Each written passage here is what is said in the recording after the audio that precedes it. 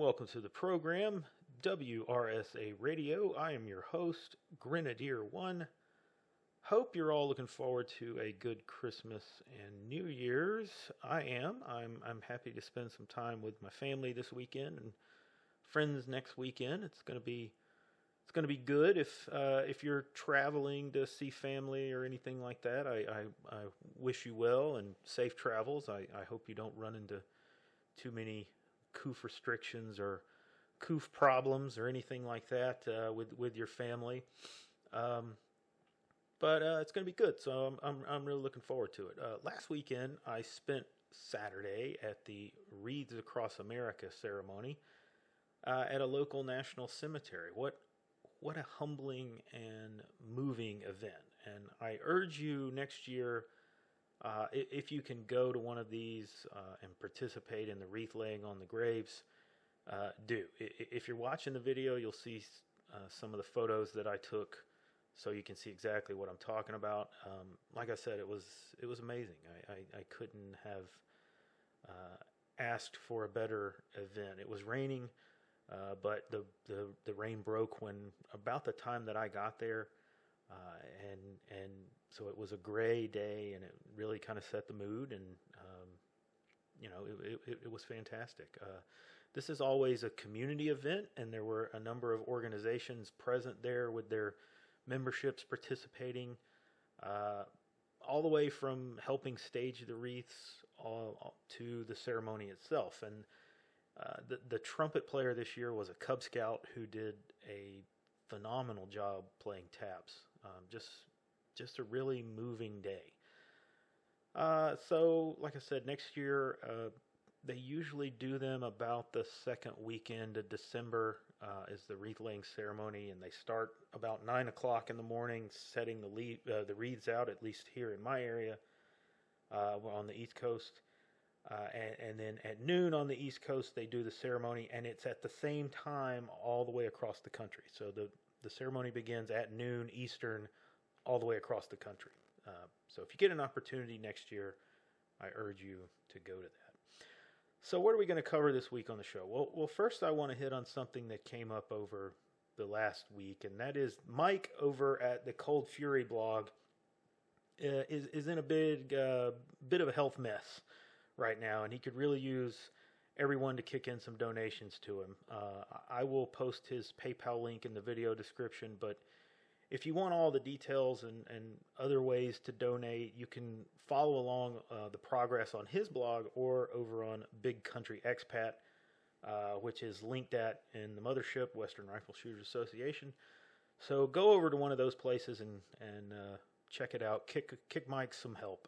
I have some money sitting in my PayPal from an old eBay sale that I made, and as soon as I figure out how to get logged back into that account, I'm going to pass it on over to Mike. But I will put his PayPal link in the description. I know some people don't do PayPal, so there's some other ways out there to help out. Like I said, if you go to some of those places and peruse, you'll find it, and go kick over a little bit to help him out. He's a good guy. So that was the first thing I wanted to get out of the way right up front. Main topic of the show today. Not going to be a long show. It's kind of trivial, but I guess. But I think it's related to the larger culture war that we're living in. I want to talk about Christmas music to stay in the mood and kind of hopefully elevate us a little bit above the craziness that's going on in the world. But this is part of that. First off, a little bit of my history. So I grew up in a Baptist family, Southern Baptist family. And every Christmas we would go to the church Christmas program. And, the choir would sing Christmas music, somewhat off-key and kind of bad, but still.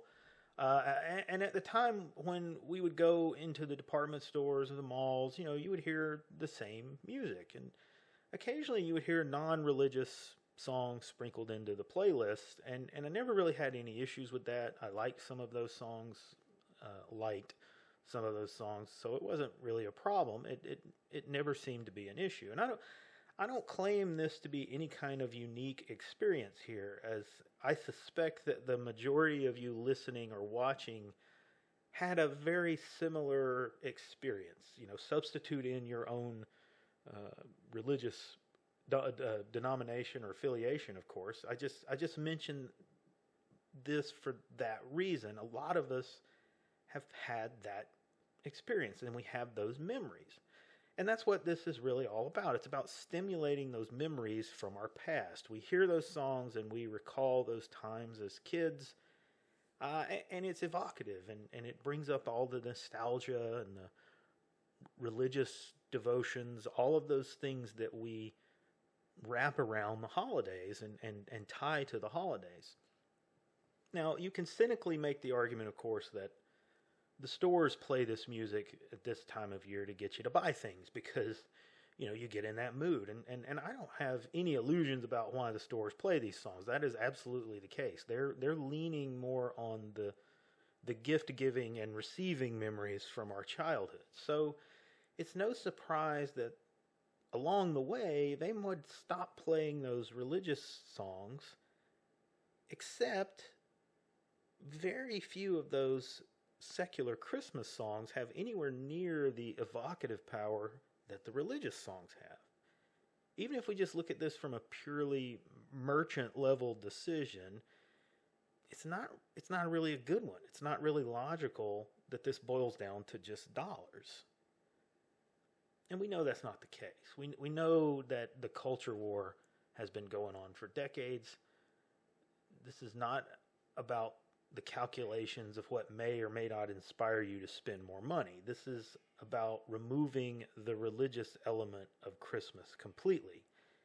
It's about yet another assault on our cultural heritage. So I think it's clear for all of us that this is the case. Now, let's look at something else around this, because this is not the only problem here.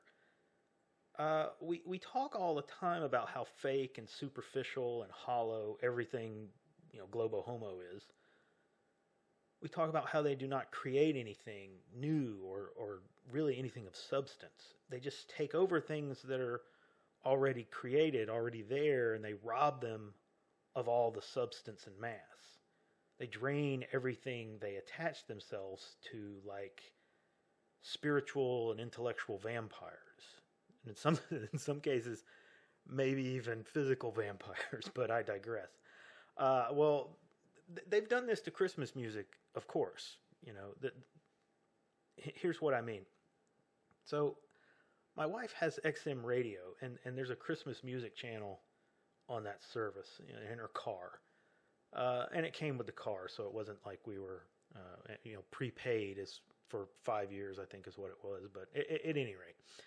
Now you would think that it would be, as we said, heavily peppered with religious songs, but oh no, you may have a handful in a multi-hour period, but the vast majority of the content is 65 versions of Jingle Bell Rock and a small number of other secular songs over and over and over again. It is absolute pure garbage. It's just fake, artificial sweetener garbage. And I'm not really joking about the 65 versions of Jingle Bell Rock. They just love that song, and they record it over and over and over again and just change the singer. And I'm not going to use the term artist because that's stretching the term well beyond its definition. It just seems like everyone in the music industry that's a pop star at one time or another has recorded a version of that song, and it's none of them are good. It's trash, and I hate it. I literally hate that song, and my wife hates it. We refuse to listen to it. It just you can't even listen to that channel. You have to go find a Christian channel on there to find any kind of real religious Christmas music.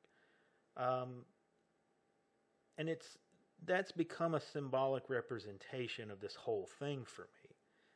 I know I'm not alone in this. I know you guys feel me here, and you're probably tracking right along with what I'm saying. And maybe not. Maybe you've not noticed this yet, but I bet you will notice it now. And I speak about this because what I want you to do this Christmas is to make a concerted effort to listen to as much traditional Christmas music as possible. Don't let this retail and culture war effort to convert your nostalgia happen. That's what they're trying to do. They're trying to change and erase those old memories that you have and turn them into nothing but their fake and globo homo stuff. And they're trying to do this to your children as well. Your children are going through the same thing that you went through 30 years ago. You know, they're building those memories of Christmas right now. So don't let this retail and culture war convert your nostalgia. There's not much that you can do about being in a store or just overhearing this music in places if you're just out and about. I mean, you're going to hear it. You know, it's just, it is what it is. But what you can do is counter it. Go and listen to as much traditional music when you do have control over what you hear. Turn it on in the background of the house. Just, you know, whatever you need to do at your home. You know, again, a place that you have control over what you're listening to. It's kind of how we have to fight a lot of what they do to us. We counter it by a kind of reverse process. Consume and experience, you know, double or triple the, you know, exact opposite of whatever it is they want us to. Watch classic movies, listen to classic music, look at classical art, read classical books, all those things. Do as much as possible to inoculate yourself from their viral infection. And even if you think this is silly, you know, think of it this way. If you do this, at a minimum, you'll be creating new memories and traditions with your own family, and you're going to be having a good time. Okay, what's the downside? It's not going to hurt, right? For me, this time of year, I always like to take a little time and read a book. You know, I'll turn off all the lights in the den, put on a reading light. You know. I'll get me some old English desserts like spotted dog or plum pudding or something like that. I'll pour myself a little glass of port, maybe some Madeira, and I'll read for a few hours. And that's something I like to do this time of year. It's cold. You know, I don't have a fireplace anymore, but if I had a fireplace, I'd kick the fireplace on.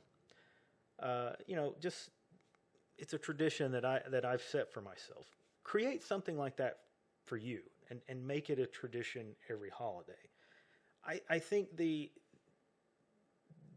is a big part of what they are trying to do to us, is rob us of all of these things that ground us to our culture, ground us to our day-to-day life. You know, I've been feeling a little bit of fatigue here lately from all of the virus stuff, from all of the restrictions, all of the war talk, you know, just all of these things that are going on. It's just very draining and very, very disassociative. And so you have to go back and ground yourself and step back from you know, all of the chaos and the churn that is taking place out there. So having these kinds of little traditions, these little moments in your life that you look back on, that's how we fight this. Merry Christmas, everyone, and I hope you have a good New Year's. Don't know what the next New Year is going to bring, but we'll cover that on another show. I'm trying to put together something with Pete over at the mothership for the New Year's, and I'll give you some more details about that probably on the next episode. But come see me over on Gab and the mothership, and I will see you on that next episode.